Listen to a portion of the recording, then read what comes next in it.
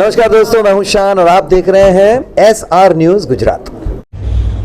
અમદાવાદ શહેરમાં ઈદે મિલાદ અને ગણેશ વિસર્જન આ બંને તહેવારોની એકસાથે ઉજવણી અમદાવાદ શહેરની જનતા હર્ષોલ્લાસપૂર્વક કરી રહી છે।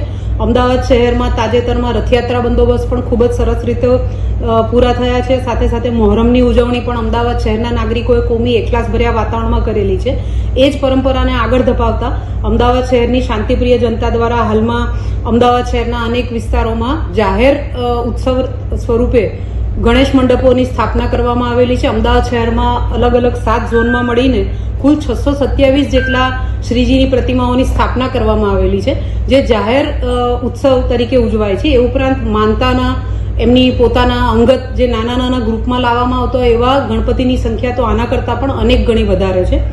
આ જે ગણેશ સ્થાપના થયેલી છે 627 જેટલી મોટી મૂર્તિઓની સ્થાપના થઈ છે। એના વિસર્જન માટે અમદાવાદ મ્યુનિસિપલ કોર્પોરેશન દ્વારા રિવરફ્રન્ટ અને અન્ય વિસ્તારોમાં અલગ અલગ કુલ 50 વિસર્જન કુંડની પણ વ્યવસ્થા કરવામાં આવેલી છે। અમદાવાદ શહેરમાં ગણેશ વિસર્જન જે છે એ 17 તારીખે મોટા પાયા પર થશે। એ સિવાય 3 દિવસે, 5 દિવસે, 7 દિવસે એમ પણ ગણેશ વિસર્જન કરવામાં આવતું હોય છે।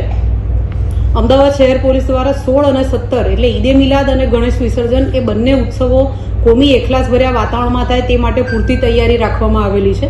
અમદાવાદ શહેર પોલીસ કમિશનર શ્રીના માર્ગદર્શન અનુસાર અમદાવાદ શહેર પોલીસ દ્વારા આ તમામ ગણેશ વિસર્જન ની જે કામગીરી થવાની છે એ માટે પૂરતી તકેદારી રાખવામાં આવેલી છે। તમામ ગણેશ મંડપો પર પોલીસનો બંદોબસ્ત રાખવામાં આવે છે। સાથે બોડી વોર્ન કેમેરા દ્વારા, વિડીયોગ્રાફર દ્વારા અને જ્યાં જરૂર જણાય ત્યાં ડ્રોન દ્વારા પણ સર્વેલન્સ રાખવામાં આવી રહેલ છે। અમદાવાદ શહેર પોલીસ ઉપરાંત હોમગાર્ડ અને SRPનો પણ આ બંદોબસ્તમાં ઉપયોગ કરવામાં આવે છે। આપ સૌ જાણો છો એમાં એક ધાર્મિક તહેવાર છે, તો ધાર્મિક તહેવાર સૌહાર્દપૂર્ણ વાતાવરણમાં ઉજવાય, કોઈ પણ અફવાને અનુલક્ષીને કે કોઈ પણ પ્રકારના રાજ્યના કે શહેરના કે દેશના અન્ય વિસ્તારમાં કોઈ પણ બનાવ બને તો એના પ્રત્યાઘાત રૂપે અમદાવાદ શહેરની શાંતિ ડહોળાય નહીં એ માટે પોલીસ સતત સતર્ક રહીને કામગીરી કરે છે। અમદાવાદ શહેરના તમામ પોલીસ વાહનો, PCR અને CCTV કેમેરા નેટવર્કનો અમે આ સર્વેલન્સ માટે ઉપયોગ કરીએ છીએ। શહેર પોલીસ બોડી વોર્ન કેમેરાનો પણ મહત્તમ ઉપયોગ કરી રહી છે। રાત્રે મોડી રાત સુધી એટલે 12 વાગ્યાની આસપાસ સુધી તમામ ગણેશ મંડપો જ્યાં નાગરિકો મોટી સંખ્યામાં એકત્રિત થઈને આરતી, પ્રસાદ અને ઉત્સવ ઉજવતા હોય છે ત્યાં પોલીસ દ્વારા સતત હાજરી રહે છે।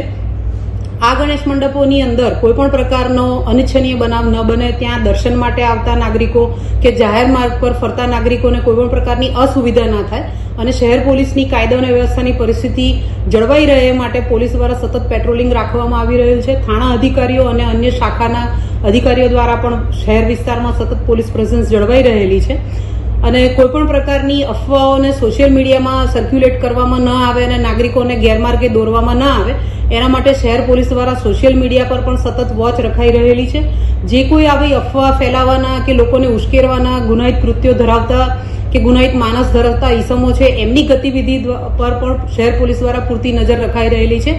આવા શખ્સો જે ભૂતકાળમાં કોમી બનાવોમાં સંડોવાયેલા હોય, ધાર્મિક તહેવારો દરમિયાન કોઈ કોમી પ્રવૃત્તિ કરી અને લોકોને ઉશ્કેરતા હોય, શહેરની શાંતિ ડહોળવાનો પ્રયાસ કરતા હોય તેવા તમામ શખ્સો વિરુદ્ધ કડક હાથે કાર્યવાહી કરવા માટે પોલીસ કમિશનરશ્રી દ્વારા તમામને સૂચના આપવામાં આવેલી છે।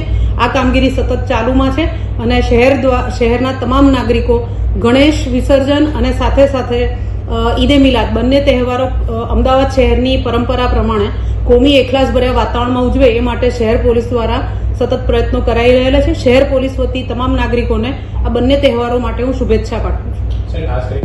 नमस्कार, मैं हूं रवि दुबे और आप देख रहे हैं SR news Gujarat. Like, subscribe and share. अगर आपको हमारी बताई गई खबरें अच्छी लगे तो उसे लाइक करें, शेयर करें और सब्सक्राइब करें।